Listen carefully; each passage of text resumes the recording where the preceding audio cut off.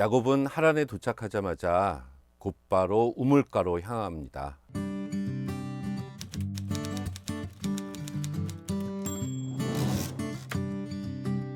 이 고대 사회에서 우물의 역할은 일단 사람과 짐승들이 목을 축이는 생명 보존의 원천으로 광야 생활을 하는 유목민들에게는 필수적인 곳입니다. 그리고 또한 친분 관계를 형성하는 만남의 장소로도 사용이 되어졌습니다. 삶의 다양한 사연과 아픔, 고통을 함께 나누고 위로받는 자리가 바로 우물이었습니다. 이 하란에 도착한 후 이 야곱은 이 우물가에서 한 무리의 양치기를 발견을 하게 됩니다. 그리고 양치기들이 라헬이 온다고 하자 야곱은 즉시 그들에게 지시하는 듯한 이런 말을 합니다. 아직 대낮이지 않습니까? 이제 가축들을 모아드릴 시간도 아닌데 왜 양떼에게 물을 먹이고 가서 풀을 뜯지 않습니까? 하면서 라헬이 온다고 하자 이 양치기들을 그 주변에서 물리치려는 그런 의도를 가지고 한 말이었습니다. 이것은 평소 야곱 같지 않은 모습입니다. 늘 장막에 거하고 있었기 때문에 다른 사람들에게 친근하게 대하는 사람도 아니었고요. 또 본인이 양치기로서 어떤 그런 역할을 자기 집에 있을 때 한 적도 없으면서 의외의 이러한 이야기들을 양치기들에게 하는데 이 말을 한 이유는 라헬이 이곳으로 이 우물가로 오고 있다는 말을 듣고 그 아름다운 모습을 보면서 지금 야곱은 흥분하고 있는 것입니다. 원문을 보면 이제 야곱이 그녀를 보았다. 그리고 그가 보니 들판에 우물이 있었다. 이렇게 나오는 걸로 봐서 라헬과만 단둘이 있고 싶어서 양치기에게 대담하게 충고를 한 것입니다. 그런데 그들은 이 우물가에서 한가롭게 이렇게 시간을 보내고 있는 것이 게으르기 때문에 그런 것이 아니라 이 우물 사용 규정과 관계 때문에 그렇게 시간을 보내고 있었던 것입니다. 역시 이 하란 땅도 물이 귀한 지역이기 때문에 한 방울의 물도 아끼기 위해서 일정한 숫자의 양이 모였을 때만 우물의 그 뚜껑을 옮기고 자기 양떼들에게 물을 먹일 수 있었습니다. 아직은 그 숫자가 다 차지 않았기 때문에 목동들이 다른 양떼들을 기다리고 있었던 것이죠. 그런데 이 야곱은 기다리지 못하고 라헬이 도착하자마자 우물가로 내려가서 그 우물 뚜껑을 엽니다. 양들이 다 모인 건지 아닌지 알 수 없는 상태였고 또 나그네 주제에 그 우물 뚜껑을 연 거죠. 그 뚜껑은 굉장히 무겁습니다. 그래서 한 사람의 힘으로 굴려내기 어려운 큰 돌 뚜껑이었는데 그것을 이 야곱은 혼자 힘으로 열었습니다. 이는 야곱이 아주 건장한 사내였다라는 것을 가리킬 수도 있지만 첫눈에 반한 여성 앞에서 힘 자랑을 하고픈 마음 때문일 수도 있을 것 같습니다. 그렇다면 이 야곱은 강인함도 있었고요. 섬세함도 동시에 지닌 인물로 보여지고요. 돌을 옮기는 순간에 이 라헬의 점수를 땄을 것입니다. 이 야곱은 세속적인 부와 성공을 위해서 집념을 불태운 그런 사람이었지만 동시에 자신의 영원한 사랑 라헬을 위해서 무려 14년이란 긴 세월을 희생할 만큼 사랑의 감정도 중요시 여기는 또한 굉장히 감정적인 그런 사람이었습니다. 라헬을 보자마자 야곱은 기습적으로 입을 맞춥니다. 낯선 남자가 처녀를 갑자기 껴안아서 입 맞추는 것은 정상적인 절차도 아니었고요. 라헬은 야곱이 누군지도 아직 모르고 있는 상태였습니다. 그리고 또 소리내어 웁니다. 야곱이. 몸과 마음이 지칠 대로 지쳐서 라반의 딸 라헬을 발견한 순간 안도감을 느끼면서 밀려오는 기쁨과 행복감에 어쩔 줄 몰라서 울음을 터뜨린 것입니다. 그 전에 그 아브라함의 종 에베네셀이 라반의 집으로 며느리감을 구하러 왔을 때 그가 가져온 선물을 점검한 사람이 라반이었습니다. 그렇다면은 이 라반은 지극히 속물적이고 교만하고 탐욕스러운 그런 사람이었죠. 이런 라반이 부잣집으로 시집간 자기 누이의 아들이 나타났다는 소식을 들었을 때 아마도 굉장히 흥분을 했을 것입니다.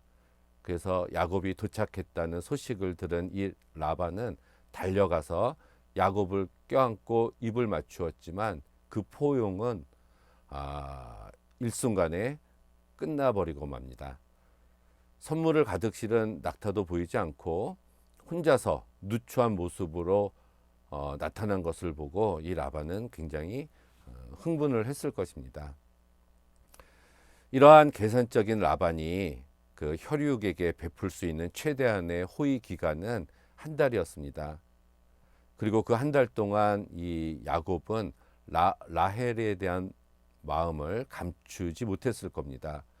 이 교활한 라반은 한 달 동안 유심히 살펴보고 이 야곱이 훌륭한 일꾼임을 간파했습니다. 그리고 자기 딸 라헬을 사랑하는 마음을 이용한다면 얼마든지 자기 밑에 잡아두고 자기 밑에서 부려먹을 수 있음을 이 라반은 파악을 한 겁니다.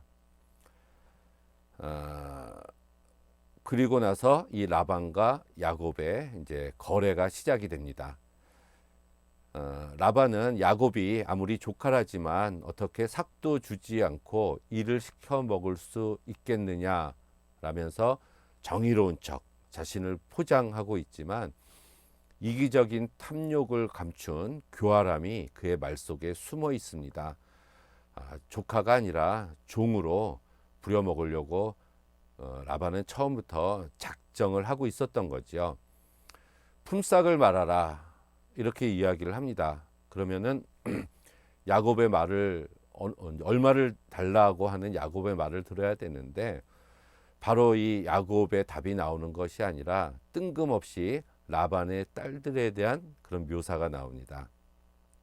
이렇게 두 딸을 라반의 질문 뒤에 바로 언급한 이유는 결국 야곱의 품삯은 빈손으로 신부를 구하러 온 야곱에게 라반이 요구하고 있었던 지창금이었던 셈입니다.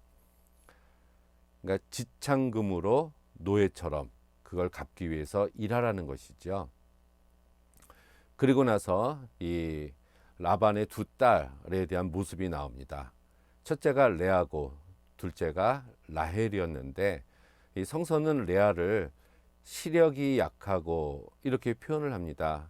그래서 이게 에네 라코트라는 말인데 눈이 아인이라는 히브리어거든요. 그런데 이것이 조용한 그리고 뭐 연약한이라는 라코트와 이제 합쳐진 말인데 그렇다면 히브리인들의 감정에서 해석을 해보면 이거는 사실은 시력이 약하다라고 표현하는 것은 잘못된 것이고요. 조용한 부드러운 눈매를 가진 소유자라고 이야기하는 것이 훨씬 더 정확한 표현입니다. 어떻게 보면 동양적인 미를 표현한 것으로 볼 수가 있죠. 라헬보다 외모가 못생겼다는 것이 아니라 레아의 아름다움과 라헬의 아름다움은 다르다는 해석입니다. 둘 다 예뻤다는 얘기겠죠. 한 사람은 동양적인 미를 소유했고 다른 한 사람은 와일드하게. 라헬이 양떼를 몰고 왔다는 것은 라헬은 또한 적극적인 성격, 와일드한 이런 성격을 가지고 있는 뭐 서구적인 스타일의 여성이었던 것 같습니다. 그런데 이 성서 기자는 라헬은 곱고 아름답다 이렇게 표현을 하고 있는데 그 묘사가 굉장히 대담한 것 같습니다. 그렇다면 부드러운 눈으로 상징되는 레아의 내적인 아름다움과 눈에 보이는 외적인 아름다움을 갖춘 라헬. 근데 야곱은 이 중에서 라헬을 사랑했다는 겁니다. 처음 만나서 그랬는지는 잘 모르겠지만 야곱이 라헬을 사랑했다는 말이 29장에서 18절과 30절이 두 번 나옵니다. 야곱이 라헬을 더 사랑함으로, 그리고 20절에 라헬을 사랑하는 까닭에, 이렇게 보면은 야곱은 라헬의 어떤 외적인 그런 아름다움에 자신의 마음을 빼앗긴 것으로 보여집니다. 그래서 7년이라는 기간을 제한합니다. 그렇게 말한 사람은 라반이 아니라 야곱이었습니다. 신부의 몸값으로 상당한 기간이었습니다. 사실은 라반이 생각했던 것보다 훨씬 더 오랜 기간을 야곱이 이야기한 것입니다. 도저히 라반이 거절할 수 없는 제안을 한 것이죠.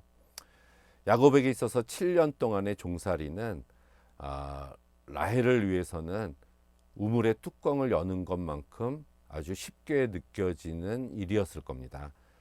그래서 야곱은 7년을 기쁘게 보냈을 뿐만이 아니라 지속적 헌신적으로 라헬을 사랑하면서 보냈던 행복한 기간, 어떻게 보면 행복한 기간일 수도 있을 것 같습니다.